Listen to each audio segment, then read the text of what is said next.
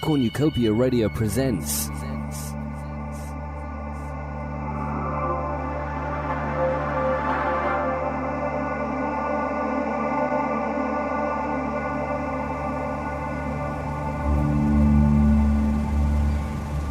Wendy Sewell was 32 years of age, married and worked in the offices of the Forestry Commission in the town of Bakewell, Derbyshire, England. On Wednesday, the 12th of September 1973, John Osmaston, who was a district officer for the Commission, said he heard Wendy in conversation with a man. He did not see this person, but described his voice as being high-pitched and agitated. Later, around lunchtime that day, John was speaking on the telephone in his office. Wendy walked into the room and handed him a note. She was going out for some fresh air. Several people saw Wendy walking along Butts Road, just a short distance from the Commission's office. She was seen to enter the main entrance of Bakewell Cemetery off Yeld Road. One witness said he saw her enter the ground at around 12:50 p.m. Another person who saw Wendy in the cemetery that day was a 17-year-old groundsman employed by the local authority to work at the cemetery. He said he saw Wendy walk into the grounds just as he was finishing off his cigarette. He then walked into the unconsecrated chapel used as a storeroom for the ground workers, collected his drinks bottle and walked through the grounds and out of the main cemetery gates to visit the nearby shop. On his return, he found Wendy Sewell lying on one of the paths within the graveyard. She had been savagely beaten around the head with a pickaxe handle that was left at the scene. Her trousers, pants and plimsolls had been removed, and her bra had been pulled up to expose her breasts. After trying to administer first aid, he sought help from the cemetery attendant who lived in a house within the grounds. Both went to where Wendy had been lying, but she had moved, or been moved, from the original location. Soon, other cemetery workers joined them. Police arrived shortly after. Wendy, who was still conscious, was taken to Chesterfield Royal Infirmary. En route, she thrashed around and appeared resistant to the attempts to administer aid to her. Wendy Sewell died 2 days later from her horrific injuries, without being able to give the police any information about who had attacked her. The 17-year-old groundsman was charged on the day of the attack with the attempted murder and remanded into custody. After Wendy's death, the charge was amended to one of murder. The teenager remained in custody until his trial. The trial was heard at Nottingham Crown Court in February 1974 and lasted 3 days, and when the jury returned from their deliberations, the foreman announced the verdict. He was guilty of murder.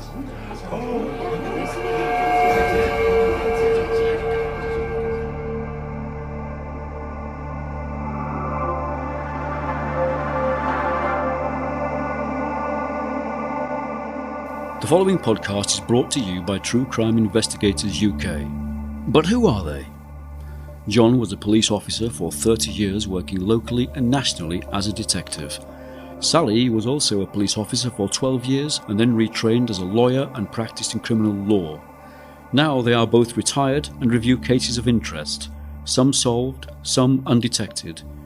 Throughout this series, they will discuss the cases they are reviewing and interview relevant parties, including police officers, suspects, witnesses, and experts. The first case for review is the murder in 1973 of Wendy Sewell in Bakewell Cemetery, and the subsequent conviction of local teenager Stephen Downing. So when did we first have the idea for the podcast? It would be about a year ago, end of last year. We started listening to podcasts, and particularly true crime podcasts, because that's our background, our interest. And we found that many of them were, although very good, they were more scripted than we would have liked. And our idea developed from there, where we thought we would do a more interview-based podcast. And that's how the idea sort of ran. However, we realised that we hadn't got the experience or the know-how to produce a podcast. And that's when we went in search of somebody to help. And we came across people who could assist in the production. And they've been really, really helpful to us. And and helped us to come to this point. So here we are on the beginning of our journey. My name's John. And my name's Sally. Welcome to our new True Crime podcast. I've been looking into the case of a man named Stephen Downing, who was charged with the murder of Wendy Sewell in Bakewell, Derbyshire, in 1973. Have you heard of the case? I have heard of the case, yes. I can't say that I knew about it at the time that it happened, because in 1973 I would have only been 9 years old. But certainly since that time, I've read books and I've heard documentaries and interviews in relation to the case. I find it an interesting case. I was a young lad at the time. It was interesting in many respects. A man convicted and served 27 years in prison, subsequently to be released by the Court of Appeal, who stated the conviction wasn't safe. It raises a greater area of interest, and I think it's worthy of our attention to have a look at the case in its entirety. I think you're right, yes. I think the case itself, together with others that were in the court at that time, the 1970s, I think it raises some serious issues in relation to the detention and the treatment of suspects once they're at the police station. In 1984, new legislation was brought in, the Police and Criminal Evidence Act, which actually became active in 1986. This introduced safeguards for everybody, but in particular people who were vulnerable or had mental health issues, which prior to 1986 didn't exist. That's right. Yeah. Before 1986, the rules that the police were governed by were called the judge's rules, and they make no reference to vulnerability by reason of mental capacity or age. And so the Police and Criminal Evidence Act gave certain safeguards to suspects, such as a right to legal advice, a right to refreshment, a right to a break, a right to a good night's sleep. All that kind of thing wasn't covered by the judge's rules. And in particular, the rights of a vulnerable or person with mental health issues wasn't addressed and protection afforded to them. That's right, isn't it? That is right, yes. And PACE was seen, the Police and Criminal Evidence Act was seen as a very sweeping, very life-changing piece of legislation that did alter the way that the police treated detained suspects. And I think one of the main reasons the Court of Appeal allowed the appeal was the chances are that the confessions made by Stephen Downing wouldn't have been allowed at the original trial, which made a big difference to the evidence that the jury heard. Is that right? Again, that's absolutely right, because Stephen had been detained originally as a witness. He'd actually found the body of Wendy Sewell in the cemetery at Bakewell, and he was taken by the police to help with their inquiries. However, after 8 hours of detention, and during that time he didn't have any access to legal advice, neither did he have access to his parents. He was a 17-year-old youth with a reading age of 11. So by today's standards, he would have been referred to as vulnerable. So by the time he'd been in custody and been interviewed for in excess of 8 hours, he did actually confess to assaulting Wendy Sewell. And that confession ultimately led to him being charged initially with the attempt murder because Wendy was still alive. However, she died 2 days later of her injuries and he was charged with the murder. What actually happened on the day in question?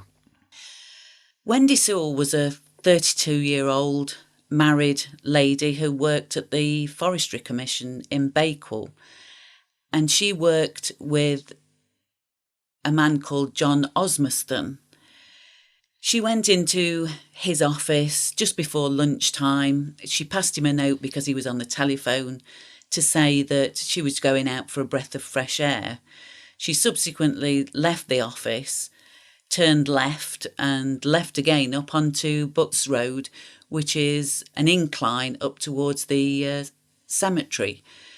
Witnesses saw Wendy Sewell on Butts Road and then subsequently saw her going into the cemetery, the main gates of which are off Yeld Road. She went into the cemetery, she was walking around the cemetery. At work on that day was Stephen Downing, and he leaves the cemetery to go and buy another bottle of pop from the shop, which was only a matter of hundreds of yards away.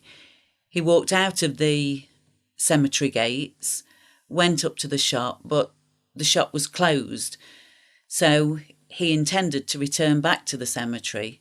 In doing so, he called at his own house where he spoke to his mum. Shortly afterwards, he walked back down to the cemetery, through the cemetery gates and onto the pathway, and it was then that he found Wendy Sewell. She had clearly been beaten about the head, suffered serious injury, and had had some of her clothes removed. Stephen was taken to the police station, initially, as you say, probably as a witness, because he was present and found the body of Wendy Sewell. At the police station, he was, according to the transcripts of the Court of Appeal, he was detained for up to 8 hours, again without his parents or a legal representation. And eventually he admitted the offence that was recorded in writing, and he signed it. What issues do you think are there in respect of the revision of the law?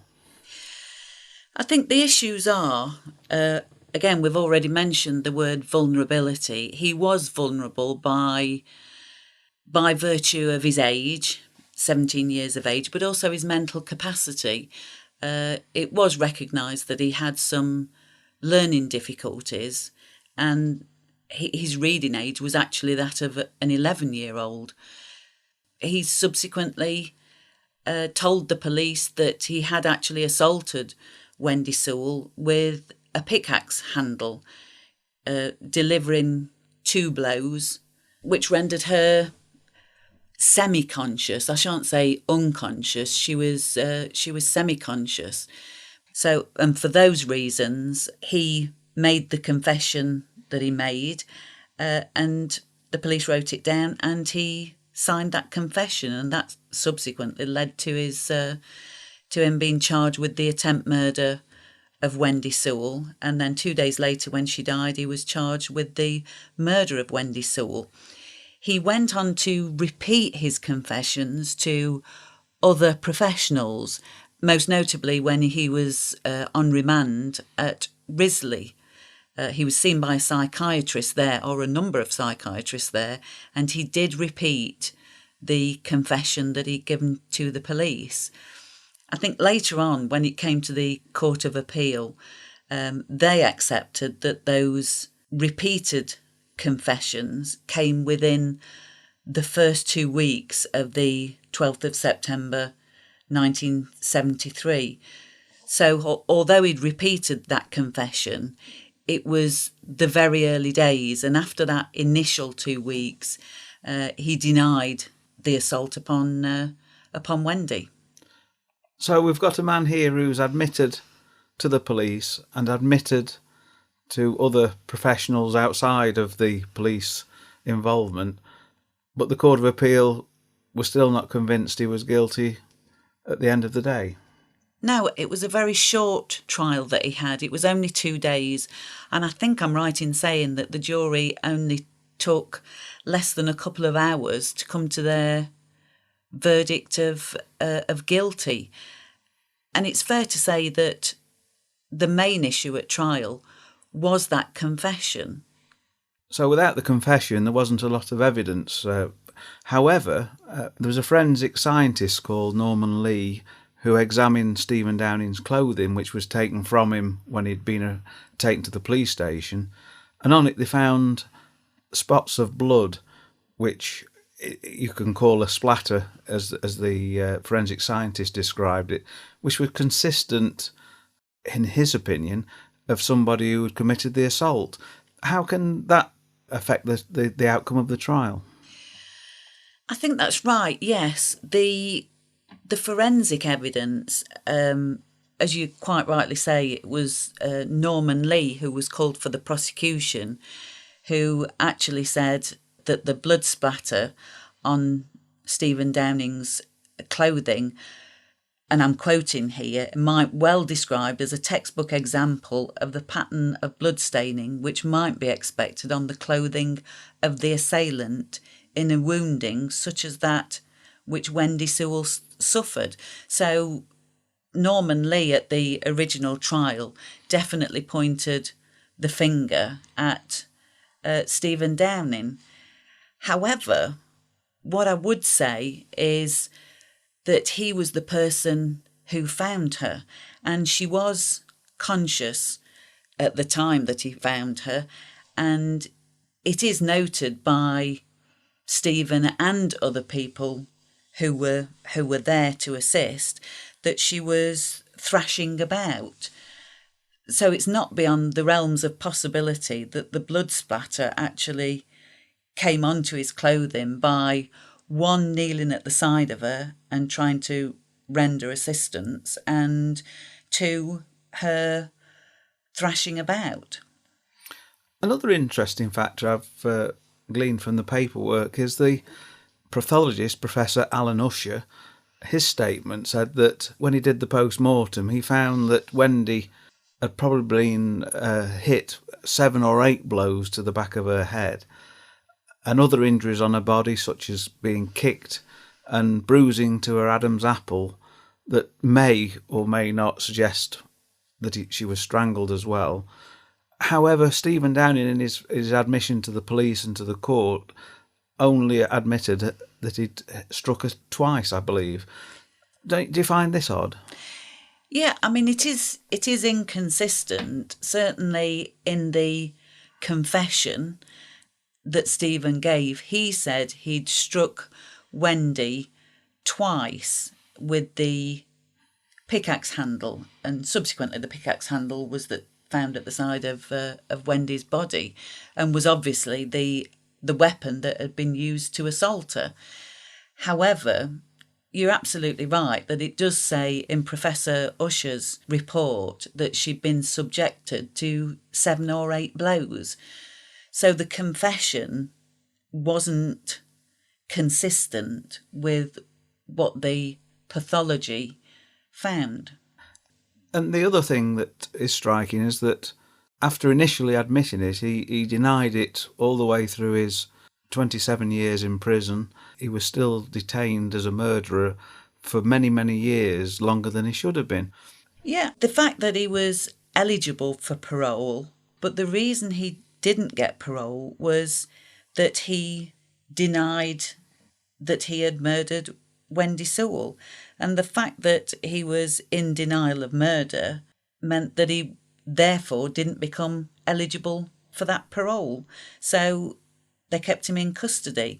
And you're right, if he'd actually admitted it, he would have been able to potentially walk from the prison gates. I think the only person who possibly could answer any of these queries is Stephen Downing himself. I understand he lives in Bakewell, still in the vicinity of the graveyard where he lived with his parents at that time. I think we ought to go and see if we'll talk to us and what he has to say. Yeah, I think we try and make contact with Stephen. I think you're absolutely right. From certainly the articles that I've read about Stephen Downing, he lives in the house where he lived with his sister and his parents back in 1973. So let's try and make contact.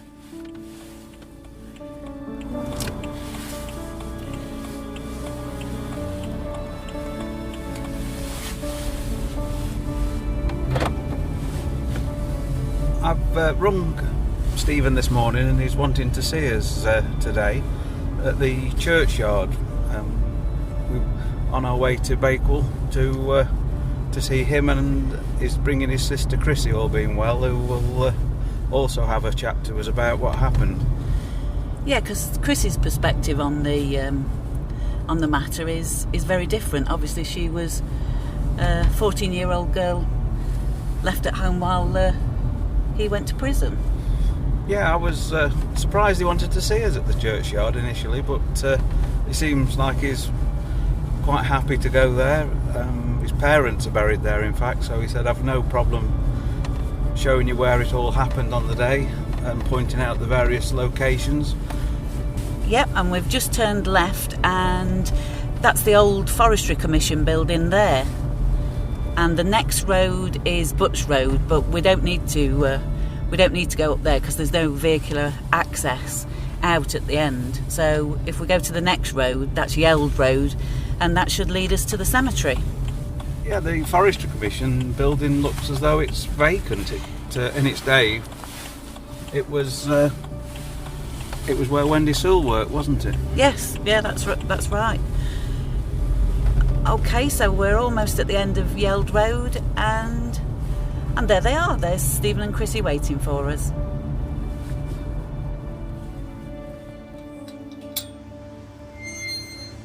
So here we are at the gates of Bakewell Cemetery, and I'm with Stephen. Good morning, Stephen. Good morning.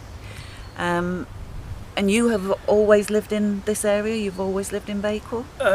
Apart from just under a year when I lived at Chesterfield, other than that I've always lived in Bakewell. So you got the job at this cemetery as groundsman? Yeah. And how did you get the job? At the time they had the officers in Bakewell Council, and I just went down, knocked on the door, says, if there's any vacancies, yeah, we've got one for the working in the cemetery and as a groundsman, and if you want it, you can start Monday, sort of thing. So you started work here, and when would that be? Late 72, early 73, something like that. Right, and did you like the work here? Yeah, I did. It was hard graft because there's a big area to look after, and but you was your own boss. You work as you wanted, really, as long as the work got done, and nobody came and checked up on you. So. And you'd not got much of a commute, had you? No, not 5 minutes. Well, we had to go down to the depot first thing in the morning, check in at 5 to 8, and then officially you're supposed to start work at 8 o'clock, but most of it was around 9 o'clock after they'd had the tea and read the paper. So, all the essentials. Yeah. So on that particular day, the 12th of September 1973, you came to work as usual? Against my mother's wishes, because I'd been off with a bad cold, and I said, I can't take too much time off, I'll go in. And everything just seemed normal, right up until I found Wendy. So on that day, you went down to the depot, as usual, 5 to 8? Got there for 5 to 8, checked in and everything. I didn't have tea or anything like that, or I didn't read papers in them days. So within about 15 minutes I was back out and walking up here. In fact, no, on that particular day, 2 of the other colleagues, they was coming up to get a chimney cowl, so they said, we'll give you a lift up. So you got a lift up from the offices up to the cemetery? And, I said, well, in that case, I need some more petrol for the mowers and stuff like that, so they got that as well for me, and they dropped me off at the unconsecrated chapel. And what was the first job that you did? I think I'd clean up some of the grass that had cut the day before, and then just do some more mowing and tidying up and that sort of thing. But it was an easy day, that one. So did you see anybody during the course of the morning?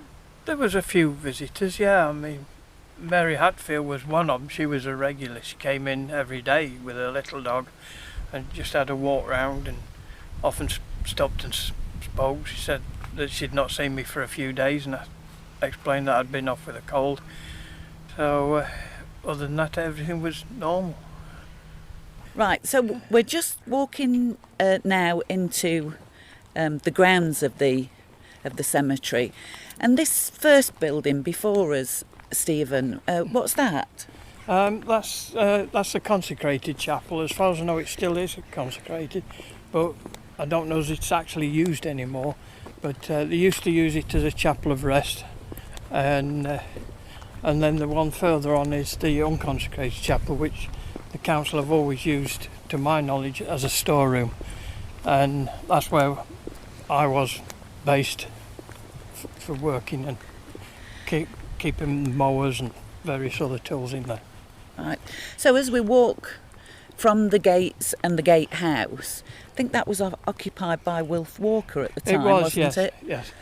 You can see we've got graves to both sides of us, and then outside the consecrated chapel, I suppose you'd call it a little island with a tree on it, and then the roadway carries on up towards the unconsecrated chapel, which was used as the council storeroom. And what kind of things did you store in there?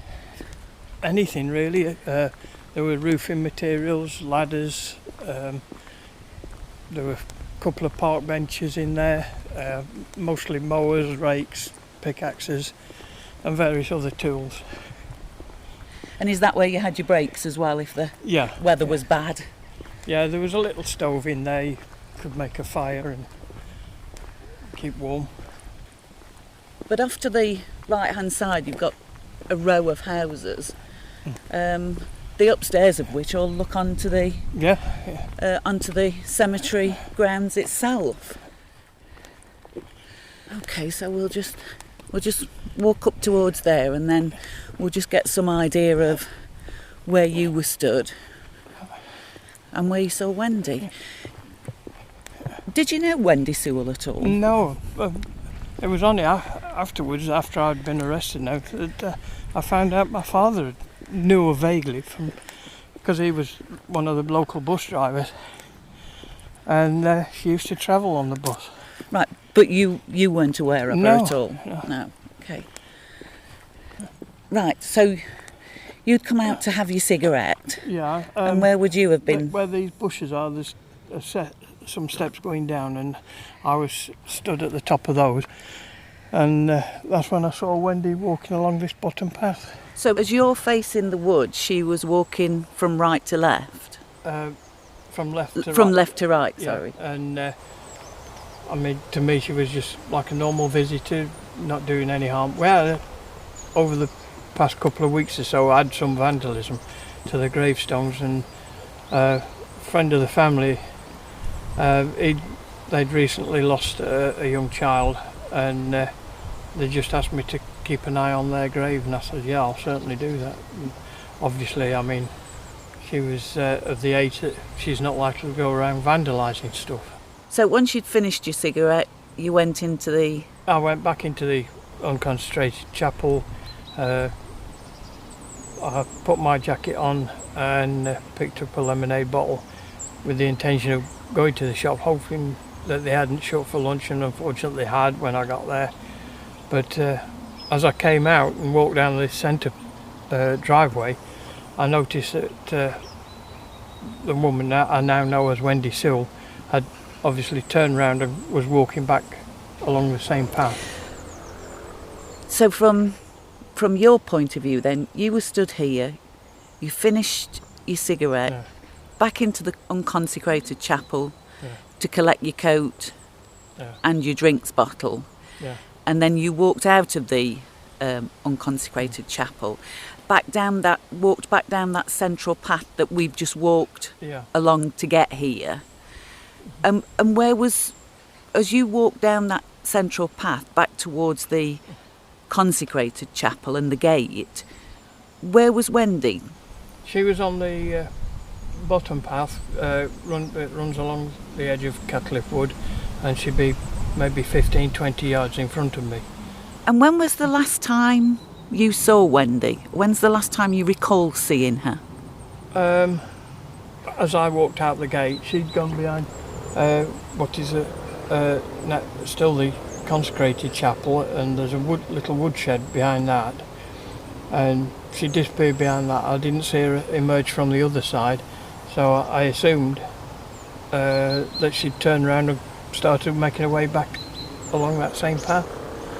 I went out the main gate and headed up towards the shop, which is probably about a 2-minute walk away, and I found out they'd already closed for lunch. So with that I made my way back to work. So from leaving the cemetery and getting back, how long do you think you were away from the grounds? I would say possibly 10 minutes, certainly no more than 15. And when you returned, came back through the main gates, next to the gatehouse, and where did you go from there? I was walking along the centre path. I noticed as I was walking out initially, Wilf Walker and his wife was at the door of the lodge, and I didn't see Wendy until I noticed somebody lying on the path between bushes. So you returned, came through the main gate, walked up that central avenue that we've walked along, and then whereabouts was Wendy when you first saw her? She'd probably be about halfway down the path, and it wasn't until I got closer that I noticed clothing was scattered about and stuff like that, and there was a fair amount of blood and everything. I went over, knelt down beside her, checked for signs of life. She was breathing, but only just. It was quite shallow.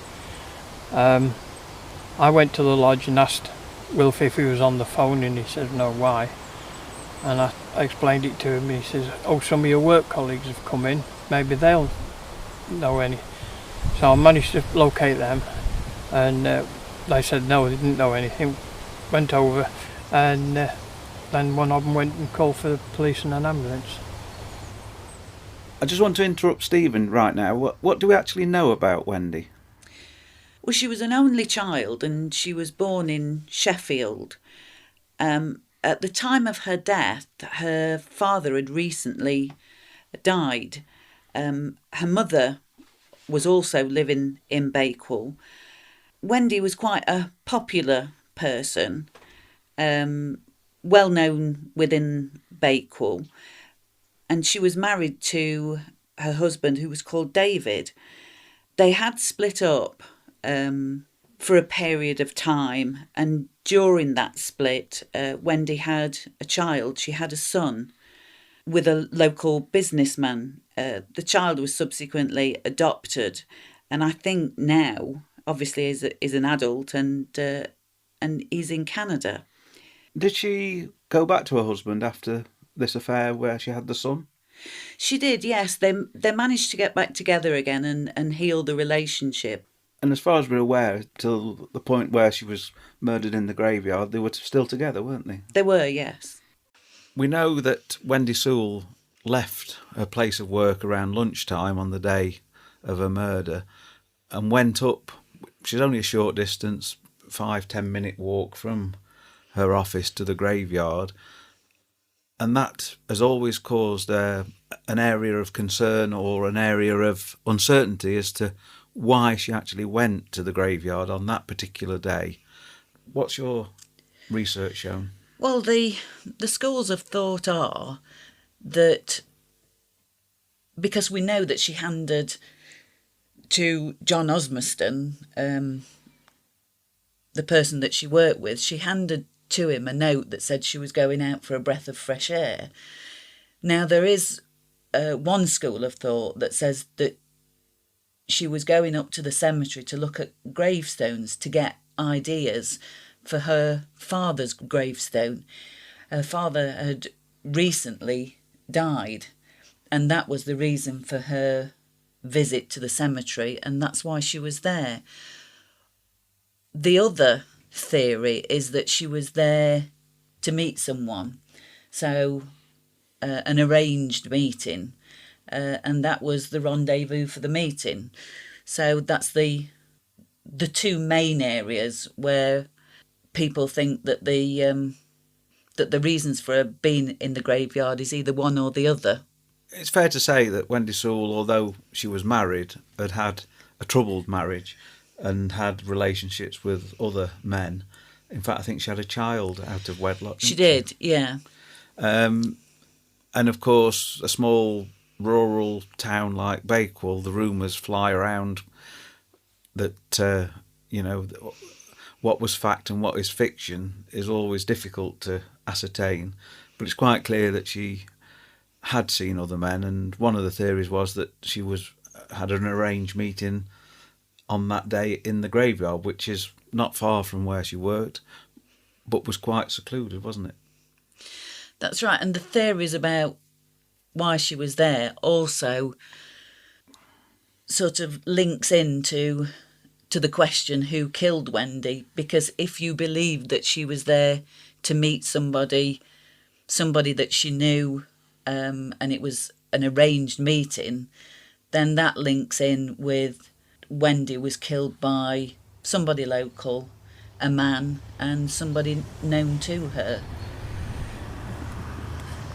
So we're back on this central avenue that comes from the main gates up to the unconsecrated chapel. So when you came back through the gates and you saw Wendy, whereabouts was she? What area? She was, as far as I can recall now without going down there, she was on the bottom path, and I think I'd just come past this island and I noticed her lying on the footpath. And as I got a bit nearer, that's when I noticed there was some clothing and scattered around and everything.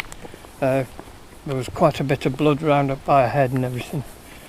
And I noticed that obviously she was bleeding quite profusely, and I checked for signs of life. And that's when I went to alert Wilf Walker and see if he was on the telephone call for assistance. Okay. When you say you checked for signs of life, what did you do? Checked. I'd been in the St John ambulance for a while, and I checked the carotid artery, and it was a very shallow heartbeat and everything. But she was still alive at that time? She was still alive, but struggling to breathe and everything, so obviously a case of trying to get help for her as soon as possible. She wasn't responding to any sort of consciousness or anything like that. She was sort of just making gurgling noises in the back of her throat, so clearly there was blood present there. And you said earlier that her clothes were spread about. So was she... she was partly naked, yeah.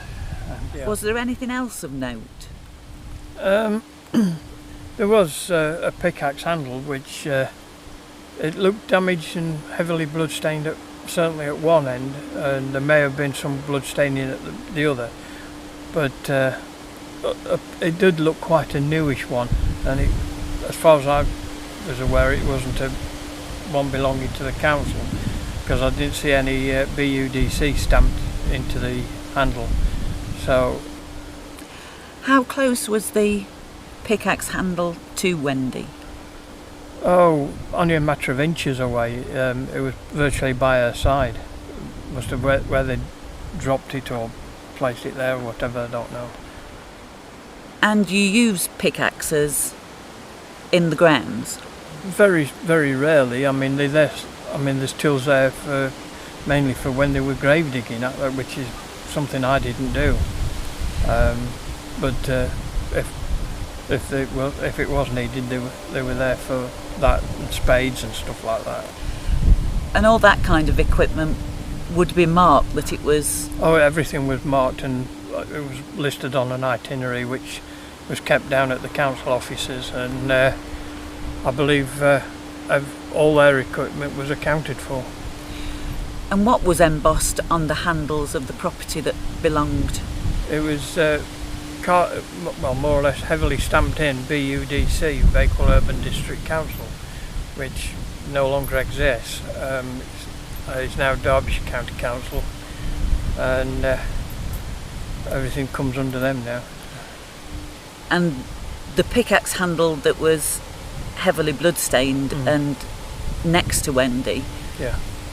didn't have that embossed No. on the handle. No. Let's discuss the pickaxe handle that Stephen's just mentioned. Yeah, well, the pickaxe handle that was found at the side of Wendy had a clear shaft. It didn't have any name of the local authority, and I understand that all the equipment belonging to the local authority had embossed the name of the local authority, which would be BUDC at that time, Bakewell Urban District Council. Now, I understand that this embossment wasn't present on that pickaxe handle, so therefore that beggars the question, did it belong to the council, or had it been something that had been brought to the cemetery? So let's just think about the pickaxe handle. The options we've got, or the theories we've got, are that it may belong to the council and somehow it didn't get stamped correctly. The other option or theory we've got is that it was brought to the scene by the killer, who assaulted Wendy with it and left it behind while he made his escape.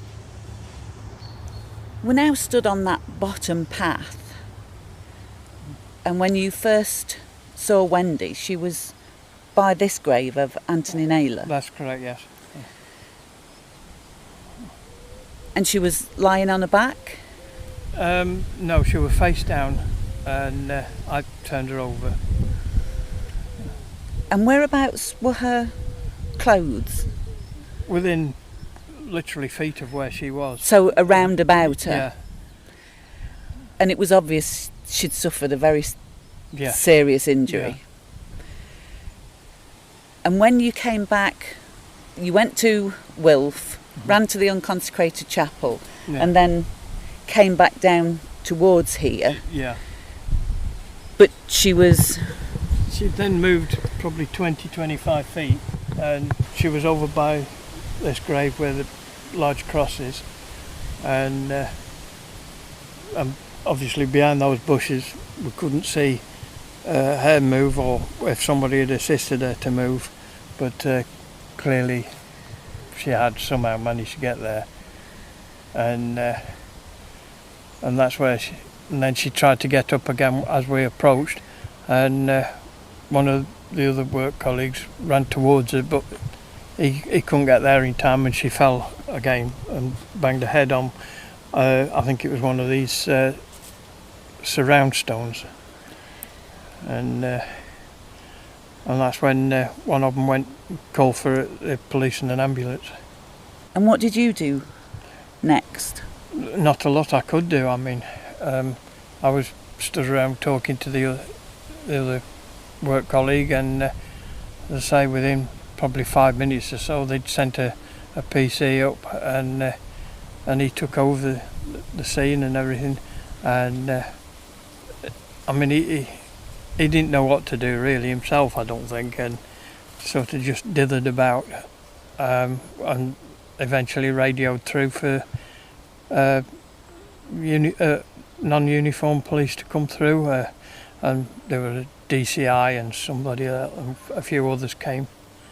Yeah, it's not the kind of thing that even now happens in Bakewell, is it? No. It's a very quiet. It is.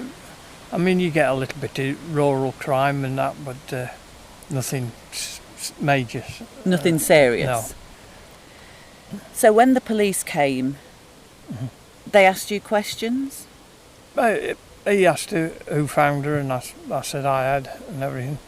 I said I've turned her over, checked for pulse and everything, and I said I've got some blood on my hands. I said in doing so, I says, is it okay to go and wash them? And he says no. He says you have to leave them until somebody else has checked it out and everything. So by which time they'd arrived and it had dried on my hands by then. So, and they wouldn't let me wash my hands either. Asked me to go down to the police station to assist with any further inquiries, and I was happy to do so. And I was there for about 9 hours in total.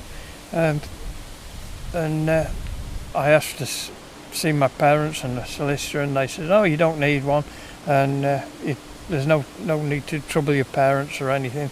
We're only asking a few questions." And in time they said, "Well, we need your clothes for forensic analysis."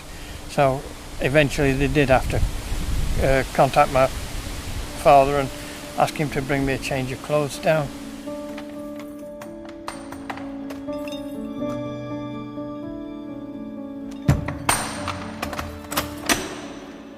Well, after Stephen had been questioned at the police station for many hours, he admitted attacking Wendy and hitting her with the pickaxe handle twice.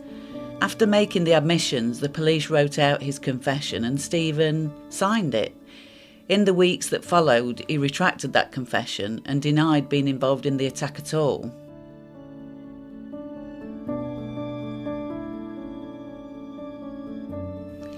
We've still got lots of questions to ask Stephen. What happened at the police station?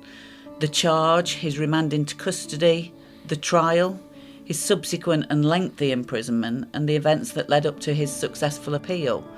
I feel we should continue with this interview in our next episode, don't you? Yes, I do. We need to hear the rest of Stephen's story.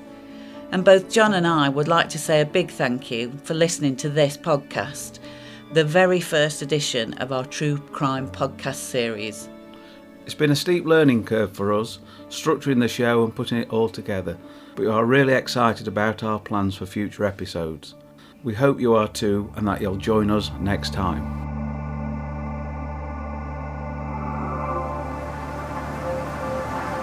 Every graveyard holds many stories and many secrets about the individuals buried within the grounds and the living who come to visit them. On that day in 1973, as the ambulance took Wendy Sewell to hospital and the police van took Stephen Downing to the station, a new, different, tragic story was about to be written.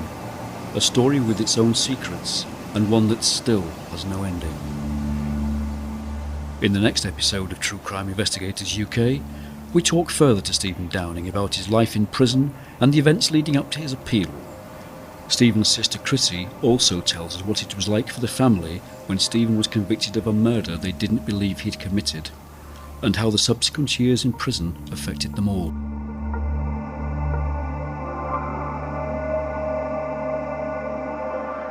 Thank you for taking the time to listen to the True Crime Investigators UK podcast. This show was researched, produced and presented by John and Sally Midgley. The narrator was Stephen Mawson. It was edited and produced for Cornucopia Radio by Peter Beeston. You can find out more information and case notes about the Wendy Sewell murder by visiting our website at truecrimeinvestigators.co.uk. On the website, you will also be able to send us messages, discover subscription links for all podcast platforms, and follow us on all our social media accounts. Make sure you're subscribed to this feed so you can automatically get new regular episodes as soon as we release them, and also, if you enjoyed this series, we'd really appreciate you leaving a review or star rating in your favourite podcast application. Your support will help us grow and expand our true crime investigations even further. Thank you.